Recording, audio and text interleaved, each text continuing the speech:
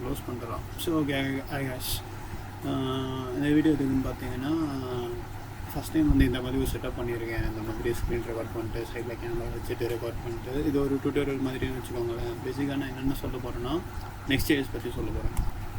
So next age என்னென்னு பார்த்தீங்கன்னா, அவனும் ஒரு ஃப்ரேம் ஒர்க் தான். ஓகே, மோஸ்ட்லி வந்து அவன் வந்து எதுக்கு யூஸ் ஆகிற ஃப்ரேம் ஒர்க்குன்னு பார்த்தீங்கன்னா, இது வந்து வெப் டெவலப்மெண்ட்டுக்கு யூஸ் பண்ணுற ஃப்ரேம் ஒர்க். பேசிக்காக நெக்ஸ்ட் ஏஜ் என்னென்னு கேள்விப்பட்டிருக்கீங்கனால தான் நீங்கள் இந்த வீடியோவிலே இருக்கீங்க.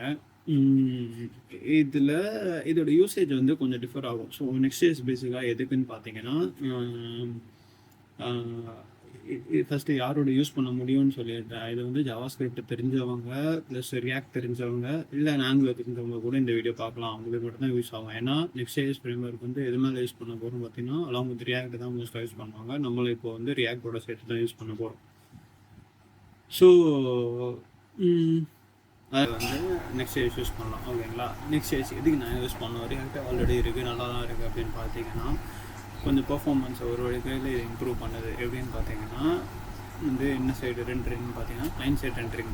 ஸோ பேசிக்காக client side rendering, server side rendering, ரெண்டு சைட் ரெண்டரிங் இருக்குது. கிளைண்ட் சைட் ரெண்டரிங்னா என்னென்னு எடுத்துக்கிட்டிங்கன்னா, என்ன பண்ணுவோன்னா, ஓகே ஒரு HTML இருக்குது, CSSனால் இருக்குன்னா அதை வந்து கிளைண்ட்லேருந்து கிளைண்ட் சைடே தான், அதாவது உங்கள் டெஸ்க்டாப் சைடில் தான் வந்து அவன் க்ரியேட் பண்ணி ஜென்ரேட் பண்ணி அதில் தான் காட்டுவான். ஸோ அதோட பர்பஸ் என்ன, பெனிஃபிட்ஸ் என்னென்னு பார்த்தீங்கன்னா, ப்ரோஸ் என்னென்னு பார்த்தீங்கன்னா, அப்படி பண்ணுறதுனால ஒரு ரியாக்ட் வெப்பேஜ்னால் இப்போ மோஸ்ட்லி இது எதுக்கு யூஸ் பண்ணுவாங்கன்னு பார்த்தீங்கன்னா, ரொம்ப டைனமிக்கான ஒரு பேஜாக இருக்குது, அதில் யூசர் இன்ட்ராக்ஷன்ஸ் நிறைய இருக்குது. அப்படின்ற பட்சத்தில் கிளைண்ட் சைட் ரெண்டரிங் யூஸ் பண்ணுவாங்க. ஏன்னா இப்போ ஒரு பட்டன்ஸ் இருக்குது, அது இன்ட்ராக்ஷன்ஸ் அதெல்லாம் நடந்துகிட்டே இருக்கணும்னா அப்போ வந்து கிளைண்ட் சைடில் வந்து இருந்தால் தான் அப்போ பண்ணுறதுக்கு ஃபாஸ்ட்டாக டைனமிக்காக பண்ண முடியும். ஓகே, ஆனால் இதில் ஒரு கான் இருக்குது. அது வந்து அதுதான் சர்வர் சைட் ரெண்டரிங்கோட bro. So server side rendering என்னென்னு பார்த்தீங்கன்னா, அந்த HTML, CSS எல்லாமே உங்களுக்கு வந்து சர்வர் கிட்டேருந்தே ரெண்டராகி வந்துடும். நீங்கள் அதை அப்படியே காட்ட தான் போகிறீங்க. ஸோ பேக் எண்ட்லேயே உங்களுக்கு ரெண்டரிங் நடந்துடும். உங்களுக்கு வந்து இனிஷியல் லோட் ஆஃப் பேஜ் வந்து உங்களுக்கு ஃபாஸ்ட்டாக இருக்கும். இது வந்து எதுக்கு நான் யூஸ் பண்ணோன்னா, பெரிய பெரிய டேட்டா காட்டுறதுக்கு, ஹியூஜ் அமௌண்ட் ஆஃப் டேட்டாவை நீங்கள் ஃப்ரண்ட் எண்டில் ப்ராசஸ் பண்ணணும்னா உங்களுக்கு இனிஷியல் லோட் டைம் அதிகமாக இருக்கும். ஸோ ஃபஸ்ட்டு ரெஸ்பான்ஸ் வரதுக்கு உங்களுக்கு லேட் ஆகிடும். இது சர்வர் சைட் ரெண்டராகி வருதுன்னா அதை நீங்கள் அப்படியே எடுத்து காட்டுறது தான். ஸோ உங்களுக்கு அது ஈஸியாக இருக்க போகுது.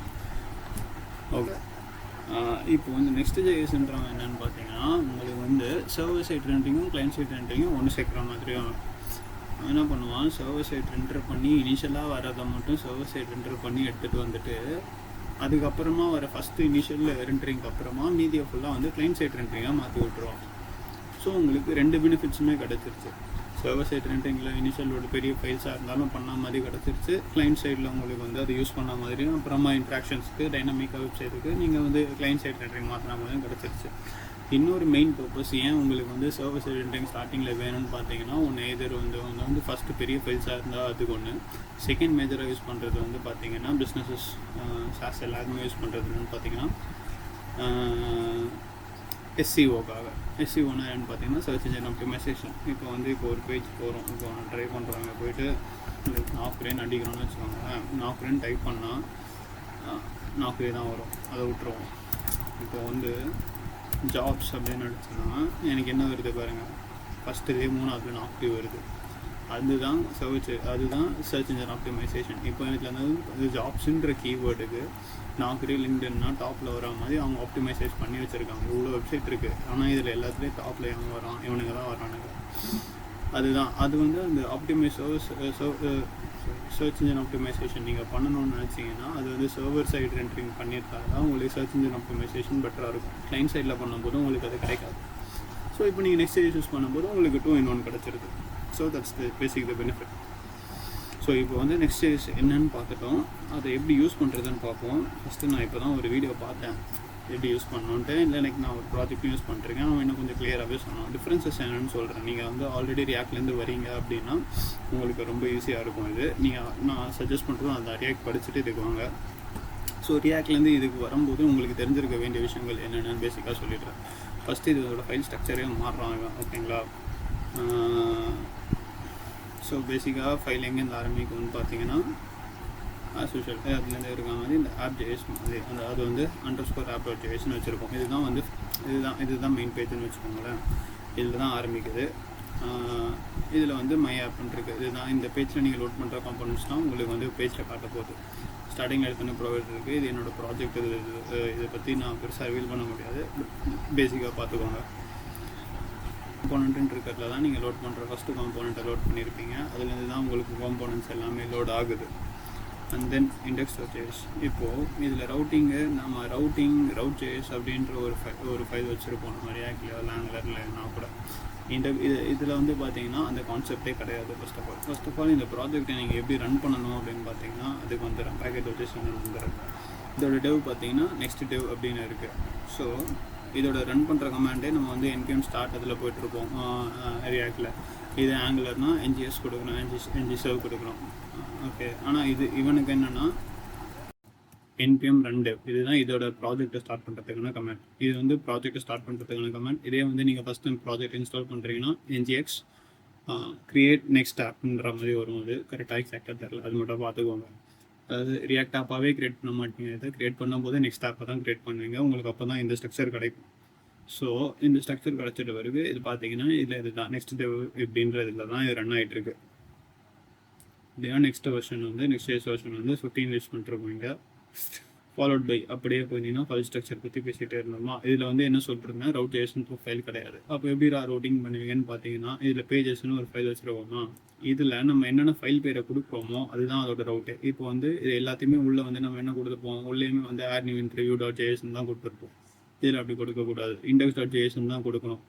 அப்படி நீங்கள் add new interviewன்னு கொடுத்துருந்தீங்கன்னா உங்களோட பாத் என்ன வந்திருக்குன்னா, சப்போஸ் லோக்கல் ஹோஸ்ட்டில் ரன் பண்ணுறீங்க, local host 2000/add new interview/add new interviewன்னு 2 ஃபைலாக வந்திருக்கும். இப்போ உங்களுக்கு இதோட பாத் வந்து வெறுமே add new interview தான் இருக்கணும் அப்படின்னு நினைக்கும் போது நீங்கள் எப்படி தான் ஃபைல் ஸ்ட்ரக்சரை கொடுக்கணும் பார்த்துக்கோங்க. add new interview அதுக்குள்ளே இண்டெக்ஷன் கொடுத்தீங்கன்னா இப்போ நீங்கள் இந்த பேஜை லோட் பண்ணும்போது இந்த பேஜ் வந்து சப்போஸ் நீங்கள் வந்து app.jsல இந்த இடத்துல லோட் பண்ணிட்டீங்கன்னு வச்சுக்கோங்க காம்போனெண்ட்டில். இந்த பேஜ் எப்படி வந்திருக்கும்னு பார்த்தீங்கன்னா local host 3000/add new interview அப்படின்னு வந்திருக்கும். ஸோ ரவுட்டிங் தனியாக நீங்கள் கொடுக்க தேவையில்ல. இதில் என்ன கொடுக்குறீங்களோ அதுதான் உங்கள் ரவுட்டிங்காகவே வந்துடும். இது ஒரு மெயின் டிஃப்ரென்ஸ் இது. அப்புறமா வந்து சிஎஸ்எஸ் பற்றி வந்தீங்கன்னா இப்போது காம்போனன்ட்ஸில் வந்து நம்ம வந்து சிஎஸ்எஸ் இருக்கும். அங்கேயுமே நம்ம வந்து index.css யூஸ் பண்ணுவோம். எங்கேயுமே ஸ்டைல்ஸில் என்ன இருக்குது, குளோபல் சிஎஸ்எஸ் ஒன்று இருக்குது. நீங்கள் குளோபலாக ஒரு காமனாக சிஎஸ்எஸ் யூஸ் பண்ணணும்னு நினச்சிங்கன்னா அதை இங்கே போட்டுக்கலாம். பட் வந்து அதை வந்து சிஎஸ்எஸ் வந்து இண்டிவிஜுவல் ப்ரைவேட் சிஎஸ்எஸ்ஸாக போடணும் அப்படின்னு நினைக்கிறீங்க. அது வந்து you want it only to be with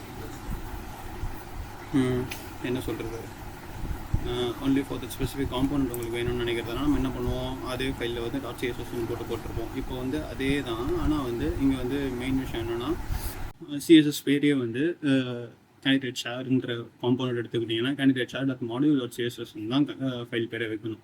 அது உள்ளேயுமே இன்னொரு கண்டிஷன் என்னென்னா நீங்கள் ஃபைல் கிளாஸ் நேம்ஸ் எல்லாம் வந்து கேமல் கேசஸ் தான் கொடுக்கணும். லைக் நீங்கள் இந்த அண்டர்ஸ்கோரில் இந்த மாதிரி ஐஃபனில் வச்சு டிஃப்ரென்ஷியேட் பண்ணுறது இல்லை அண்டர்ஸ்கோர் போடுறது இந்த மாதிரி எதுவுமே பண்ணக்கூடாது. கேமல் கேசஸில் தான் இருக்கணும். அது வந்து ஒரு மஸ்ட் ஃபாலோ ரூல். அப்படியே வந்து இது எப்படி யூஸ் பண்ணுறதுன்னு பார்த்துட்டிங்கன்னா இப்போது ஒரு ஆப்ஜெக்ட் வந்து நம்ம ஜாவாஸ்கிரிப்ட்ல எப்படி யூஸ் பண்ணுவோம், ஸ்டைல் டாட் அதாவது ஒரு டாட் வச்சு எடுக்கணும்ல வேல்யூ, அதே மாதிரி தான் பண்ணணும். இப்போ இங்கே ஸ்டைல் என்னென்னு பார்த்தீங்கன்னா ஸ்டைலாக தான் நம்ம வந்து அந்த சிஎஸ்எஸ் வந்து இம்போர்ட் பண்ணி வச்சுருப்போம். அஃப்கோர்ஸ் பார்த்தீங்கன்னா ஃப்ரம் சிஎஸ்எஸ் அதுதான் அந்த இது மாடல் அதில் இம்போர்ட் பண்ணியிருக்கோம். குளோபலாக இருக்குன்னா நீங்கள் டேரெக்டாக அதை அப்படியே யூஸ் பண்ணிக்கலாம். ஸோ இதே மாதிரி இது எந்த எடுக்கிறோன்னா யூஸ் பண்ணிக்கலாம். ஸோ மேஜர் டிஃப்ரென்சஸ் நான் நோட்டீஸ் பண்ணது வரைக்கும் இதுதான். Okay, thank you guys.